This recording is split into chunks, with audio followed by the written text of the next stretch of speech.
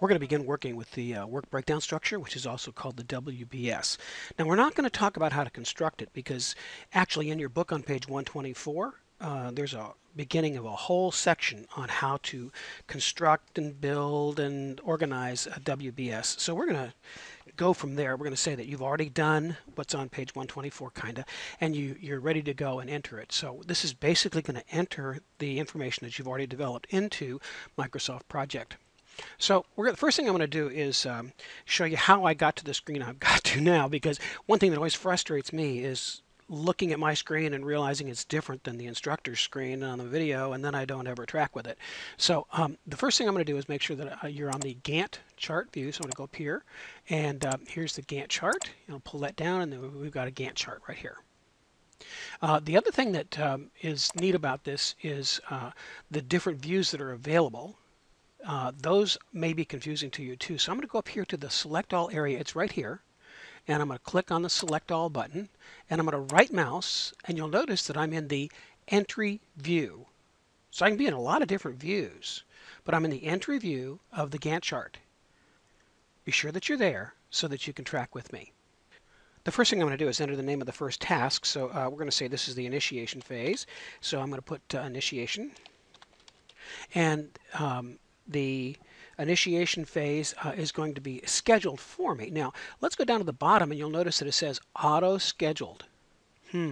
That means the minute I press enter, it's going to try to fill in information for me. Now, it doesn't have a lot of information, but it's going to fill in some information for me. We'll just show you what that looks like. I'm going to press enter.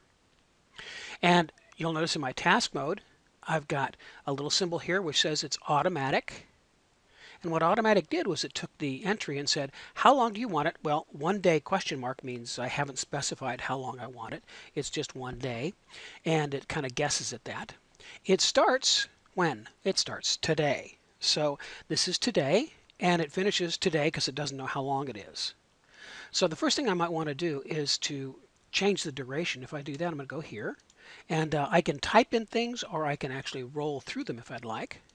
Now let's say that the initiation phase is going to take 4 days, so I can put a 4 there if I want to, and then you'll notice it starts today and ends on the 19th. So it automatically calculated how many 4 days were for my schedule. The first thing I may want to do in my initiation phase is identify the stakeholders. So I'm going to type that in, and I'll press enter. And because it's automatically scheduled, it gives me that same look, that same question mark and things like that. Let's say that I'm meeting with my manager to identify the stakeholders.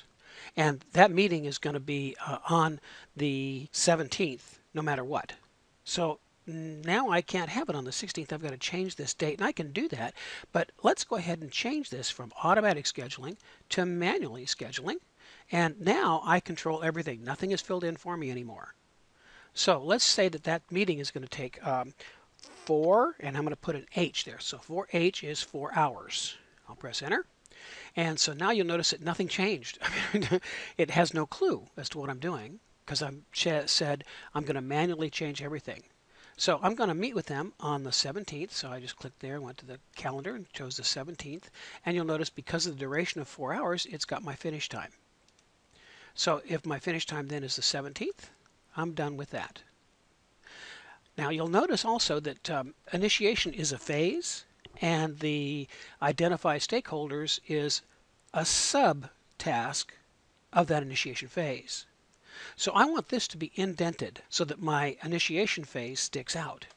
So I'm going to go up to my little tab monitors, and I'm going to say indent this task for me.